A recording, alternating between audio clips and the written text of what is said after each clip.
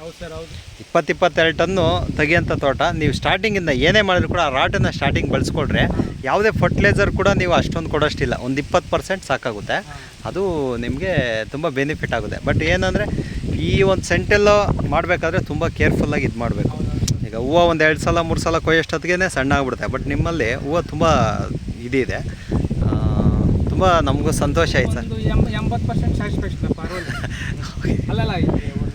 ಅಲ್ಲಲ್ಲ, ಹೌದು. ಈಗ ನಮ್ಗೆ ಎಷ್ಟು ಇದಿರುತ್ತೋ ಅದ್ರ ಪ್ರಕಾರ ಇದು ಮಾಡಬೇಕು. ನಮಗೂ ತುಂಬ ಸಂತೋಷ ಆಯ್ತು ಸರ್. ಅಷ್ಟು ದೂರದಿಂದ ಬಂದು ತೋಟ ನೋಡಿ ಹೂವು ಕಲ್ಲರು ಶೈನಿಂಗು. ಯಾರು ನಂಬಿಲ್ಲ ಸರ್ ನಾನು. ಹಾಂ ಸರ್. ಫಸ್ಟು ಇವರೇ ಕೊಟ್ಟಿದ್ದು. ಹಾಂ, ಪೃಥ್ವಿ ಅವರು. ಹಾಂ, ಫಸ್ಟ್ ಟೈಮ್ ಇವ್ರು ಕೊಟ್ಟಿದ್ದು. ನಾನು ಸೆಕೆಂಡ್ ಟೈಮ್ ಹಾಂ, ಮುಂದೆ ಒತ್ಕೊಂಡು ಬಸ್ಸಾಗಿ ಬಂದಿದ್ದೀನಿ. ಬಸ್ಸಲ್ಲೇ ಬಂದಿದ್ದೀರಾ ಅಂದರೆ ನಿಮಗೆ? ಕಾರಿಗೆ ಅಲ್ಲ ಸರ್, ಬಸ್ ಅಂದರೆ ಇಲ್ಲಿನ ಆನೇಕಲ್ಲಿಂದ ಸ್ಟ್ರೈಟು ಹೊಸಕೋಟೆ ಟು ನಿಮ್ಮ ಇದು. ಹಾಂ, ವಿಜಯಪುರಕ್ಕೆ. ಏನು ಬಂದಿದ್ದಕ್ಕೆ ಏನು ತೊಂದರೆ ಏನಿಲ್ಲ ಅಲ್ಲ ಸರ್? ಒಳ್ಳೇದಾಯ್ತು ಅಂತ ಬಂದೆ ಸರ್.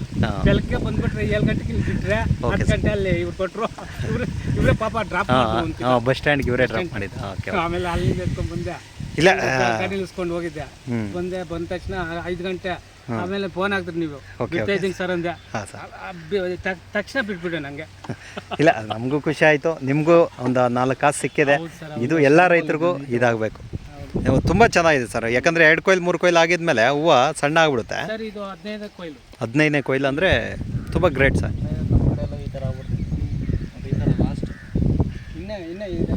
ಹಾಂ, ಇನ್ನೂ ಮಗ್ಗಿದೆ ಅಲ್ವಾ? ಇನ್ನೂ ಮಗ್ಗಿದೆ. ಹೌದು. ಹಾಂ, ರೇಟ್ ಇನ್ಮೇಲೆ ಲಕ್ಷ್ಮಿ ಆಗಲಿ ಬಿಡಿ ಸರ್. ಅವರು ಚೆನ್ನಾಗಿರ್ಬೇಕು. ನಮಗೂ ಒಂದೇ ಸಲ ಶೂಟಲ್ಲಿ ದುಡ್ಡು ಕೊಟ್ಟಾಗ ಅವರು ಚೆನ್ನಾಗಿರ್ಬೇಕು.